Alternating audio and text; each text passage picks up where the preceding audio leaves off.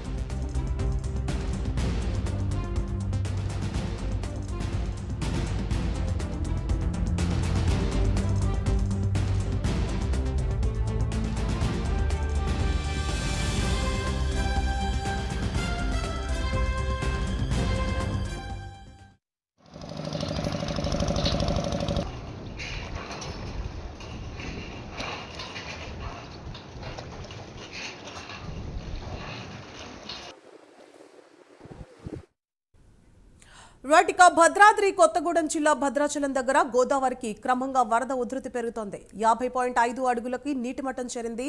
దీంతో రెండో ప్రమాద హెచ్చరిక జారీ చేశారు అధికారులు.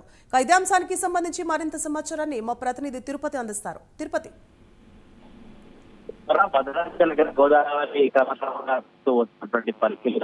ప్రస్తుతం భద్రాచలి వద్ద 50.5 అడుగుల మేర గోదావరి ప్రవహిస్తుంది. గత 2 గంటల నుంచి కొంత నిలకడగా ప్రవహిస్తున్నట్టు తెలుస్తుంది. భద్రాచలం వద్ద ప్రజెంట్ రెండో ప్రమాదక హెచ్చరిక కొనసాగుతుంది. రెండో ప్రమాదక హెచ్చరిక కొనసాగుతున్న గోదావరి పరివాహక ప్రాంత ప్రజలందరూ కూడా అప్రమత్తంగా ఉండాలి. ఎవరు కూడా బయటకు వచ్చి ఆ గోదావరి వరద దగ్గరికి కావచ్చు, అటువైపు వెళ్లేటువంటి ప్రయత్నం చేయొద్దు అంటూ జిల్లా కలెక్టర్ కావచ్చు, జిల్లా యంత్రాంగం అంతా కూడా ఎప్పటికప్పుడు ప్రజలను అప్రమత్తం చేసినటువంటి పరిస్థితి కనబడుతా ఉంది. అయితే ప్రస్తుతం గోదావరి నుండి దిగువకు 12,58,825 క్యూసెక్ల నీరు దిగువకు అధికారులు వదులుతున్నటువంటి పరిస్థితి కనబడుతుంది. క్రమక్రమంగా నిన్న మొదటి ప్రమాద హెచ్చరిక జారీ చేశారు. అప్పటి నుంచి క్రమక్రమంగా 43 అడుగుల పైనే గోదావరి ప్రవహించినటువంటి పరిస్థితి కనబడుతుంది. 53 దాటితే మూడో ప్రమాదక హెచ్చరిక అధికారులు జారీ చేశారు. మరి మూడో ప్రమాదక హెచ్చరిక వరకు గోదావరి వరద పోటెత్తుతుందా, లేదంటే రెండో ప్రమాద హెచ్చరికతోనే గోదావరి ఇలానే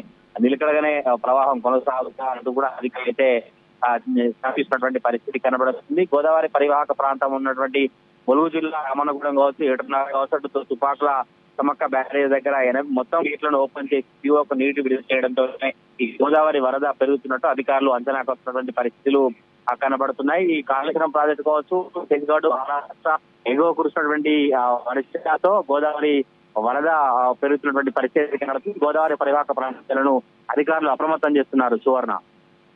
రైట్, థ్యాంక్ యూ తిరుపతి.